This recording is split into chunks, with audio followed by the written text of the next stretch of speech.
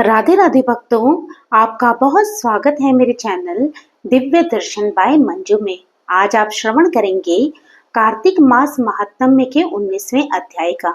कल के अध्याय में आपने सुना था कि किस प्रकार से एक कलहा नामक स्त्री अपने पाप कर्मों के कारण एक प्रेत की योनि में गई थी और किस प्रकार उसे धर्मदत्त ब्राह्मण के दर्शन हुए और उसे अपने पूर्व जन्मों के कर्मों का स्मरण हो आया। फिर उसने उस धर्मज्ञ ब्राह्मण धर्मदत्त से अपनी मुक्ति का मार्ग पूछा। अब उससे आगे क्या हुआ वो हम आज की कथा में श्रवण करते हैं। कलहा ने धर्मदत्त ब्राह्मण से कहा कि हे द्विजश्रेष्ठ, अब आप ही कोई उपाय कीजिए, बताइए कि मेरे इस शरीर से और भविष्य में होने वाली भयंकर 3 योनियों से किस प्रकार मैं मुक्त होंगी। कलहा का ये वचन सुनकर धर्मदत्त उसके पिछले कर्मों और वर्तमान अवस्था को देखकर बहुत ही दुखी हुए। फिर उसने बहुत सोच विचार करने के बाद कहा, तीर्थ में दान और व्रत आदि सत्कर्म करने से मनुष्य के पाप नष्ट हो जाते हैं, परंतु तू तो प्रेत के शरीर में है, अतः उन कर्मों को करने की अधिकारिणी नहीं है। इसलिए मैंने जन्म से लेकर अब तक जो कार्तिक का व्रत किया है उसके पुण्य का आधा भाग मैं तुझे देता हूँ, तू उसी से सद्गति को प्राप्त हो जा।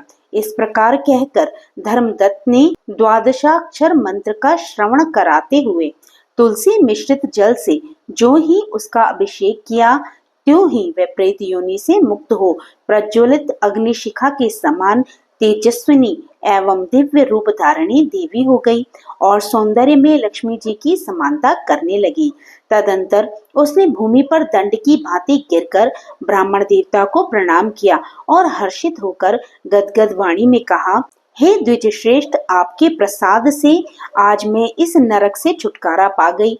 मैं तो पाप के समुद्र में डूब रही थी और आप मेरे लिए नौका के समान हो गए। वह इस प्रकार ब्राह्मण से कह रही थी कि आकाश से एक दिव्य विमान उतरता दिखाई दिया। वह अत्यंत प्रकाशमान एवं विष्णु रूपधारी पार्षदों से युक्त था।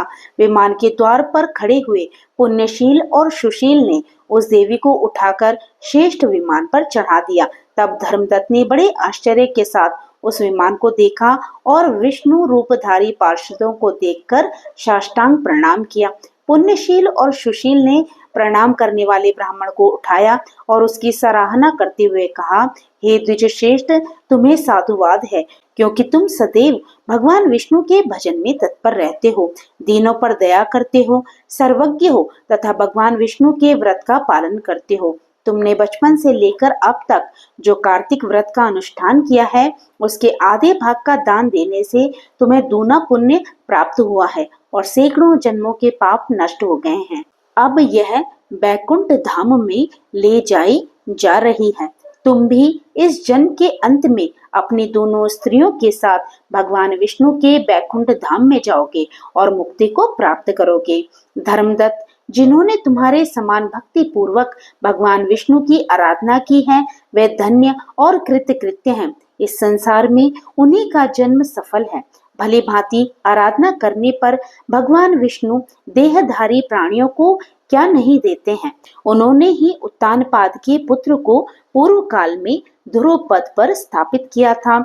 उनके नामों का स्मरण करने मात्र से समस्त जीव सद्गति को प्राप्त होते हैं।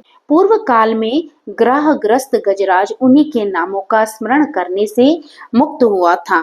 तुमने जन्म से लेकर जो भगवान विष्णु को संतुष्ट करने वाले कार्तिक व्रत का अनुष्ठान किया है उससे बढ़कर न यज्ञ है, न दान है और न ही तीर्थ है। विप्रवर, तुम धन्य हो, क्योंकि तुमने जगत गुरु भगवान विष्णु को प्रसन्न करने वाला कार्तिक व्रत किया है, जिसके आधे भाग के फल को पाकर यह स्त्री हमारे साथ भगवान के लोक में जा रही है। नारद जी बोले, इस प्रकार विष्णु पार्षदों के वचन सुनकर धर्मदत्त ने कहा, प्रायः सभी मनुष्य भक्तों का कष्ट दूर करने वाले श्री विष्णु की यज्ञ दान व्रत तीर्थ सेवन तथा तपस्याओं के द्वारा विधि पूर्वक आराधना करते हैं। उन समस्त साधनों में कौन सा ऐसा साधन है जो भगवान विष्णु की प्रसन्नता को बढ़ाने वाला तथा उनके सामीप्य की प्राप्ति कराने वाला है। दोनों पार्षद अपने पूर्व जन्म की कथा कहने लगे। हे द्विज श्रेष्ठ, आपका प्रश्न बड़ा ही श्रेष्ठ है।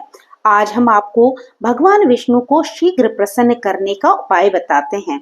हम इतिहास सहित प्राचीन वृत्तांत सुनाते हैं। सावधानी पूर्वक सुनो। ब्राह्मण, पहले कांचीपुरी में चोल नामक एक चक्रवर्ती राजा हो गए हैं। उन्हीं के नाम पर उनके अधीन रहने वाले सभी देश चोल नाम से विख्यात हुए। राजा चोल जब इस भूमंडल का शासन करते थे, उस समय उनके राज्य में कोई भी मनुष्य दरिद्र, दुखी, पाप में मन लगाने वाला अथवा रोगी नहीं था। एक समय की बात है, राजा चोल अनंत शयन नामक तीर्थ में गए, जहाँ जगदीश्वर भगवान विष्णु ने योग निद्रा का आश्रय लेकर शयन किया था। वहां भगवान विष्णु के दिव्य विग्रह की राजा ने विधि पूर्वक पूजा की। दिव्य मणि, मुक्ता फल तथा स्वर्ण के बने हुए सुंदर पुष्पों से पूजन करके साष्टांग प्रणाम किया। प्रणाम करके जो ही बैठे, उसी समय उनकी दृष्टि भगवान के पास आते हुए एक ब्राह्मण पर पड़ी, जो उन्हीं की कांची नगरी के निवासी थे। उनका नाम विष्णुदास था। उन्होंने भगवान की पूजा के लिए अपने हाथ में तुलसी दल और जल ले रखा था।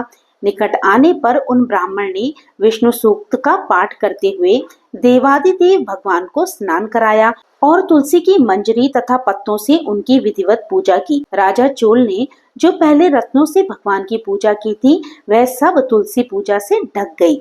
ये देखकर राजा कुपित होकर बोले, विष्णुदास, मैंने मणियों तथा सुवर्ण से भगवान की जो पूजा की थी, वह कितनी शोभा पा रही थी। तुमने तुलसी दल चढ़ाकर उसे ढक दिया। बताओ, ऐसा क्यों किया? मुझे तो ऐसा जान पड़ता है कि तुम दरिद्र और गंवार हो, भगवान विष्णु की भक्ति को बिल्कुल नहीं जानते। राजा की ये बात सुनकर द्विज श्रेष्ठ विष्णुदास ने कहा, राजन, आपको भक्ति का कुछ भी पता नहीं है। केवल राजलक्ष्मी के कारण आप घमंड कर रहे हैं। बतलाइए, तो आज से पहले आपने कितने वैष्णव व्रतों का पालन किया है? तब नृपश्रेष्ठ चोल ने हंसते हुए कहा, तुम तो दरिद्र और निर्धन हो। तुम्हारी भगवान विष्णु में भक्ति ही कितनी है। तुमने भगवान विष्णु को संतुष्ट करने वाला कोई भी यज्ञ और दान आदि नहीं किया, और ना पहले कभी कोई देव मंदिर ही बनवाया है। इतने पर भी तुम्हें अपनी भक्ति का इतना गर्व है। अच्छा, तो ये सभी ब्राह्मण मेरी बात सुन ले। भगवान विष्णु के दर्शन पहले मैं करता हूँ या वह ब्राह्मण। इस बात को आप सब लोग देखें, फिर हम दोनों में से किसकी भक्ति कैसी है, ये सब लोग स्वतः ही जान लेंगे। ऐसा कहकर राजा अपने राजभवन को चले गए। वहां उन्होंने महर्षि मुद्गल को आचार्य बनाकर वैष्णव यज्ञ प्रारंभ किया। उधर सदैव भगवान विष्णु को प्रसन्न करने वाले शास्त्रोक्त नियमों में तत्पर विष्णुदास भी व्रत का पालन करते हुए वहीं भगवान विष्णु के मंदिर में टिक गए। उन्होंने माघ और कार्तिक के उत्तम व्रत का अनुष्ठान, तुलसी वन की रक्षा, एकादशी को द्वादशाक्षर मंत्र का जाप, नृत्य, गीत आदि मंगलमय आयोजनों के साथ प्रतिदिन षोडशोपचार से भगवान विष्णु की पूजा आदि नियमों का आचरण किया। वे प्रतिदिन चलते फिरते और सोते हर समय भगवान विष्णु का स्मरण किया करते थे। उनकी दृष्टि सर्वत्र सम हो गई थी। वे सब प्राणियों के भीतर एकमात्र विष्णु को ही स्थित देखते थे। इस प्रकार राजा चोल और विष्णुदास दोनों ही भगवान लक्ष्मीपति की आराधना में संलग्न थे। दोनों ही अपने अपने व्रत में स्थित रहते थे और दोनों की ही संपूर्ण इंद्रियां तथा समस्त कर्म भगवान विष्णु को समर्पित हो चुके थे। इस अवस्था में उन दोनों ने दीर्घकाल व्यतीत किया। तो आज का अध्याय यहीं पर विराम लेता है। इससे आगे की कथा आप कल सुनेंगे। तो भक्तों, अगर आपको ये कथा अच्छी लगी हो तो आप इसे लाइक करना मत भूलिएगा, और अगर आप मेरे चैनल पे नए हो और अभी तक आप ये कथा सुन रहे हो तो प्लीज इसी प्रकार की कथाओं को आगे भी सुनने के लिए आप मेरे चैनल को सब्सक्राइब करना मत भूलिएगा। तो फिर प्रभु का नाम लेते रहिए, पुण्य के भागी बनते रहिए। जय श्री कृष्ण, राधे राधे।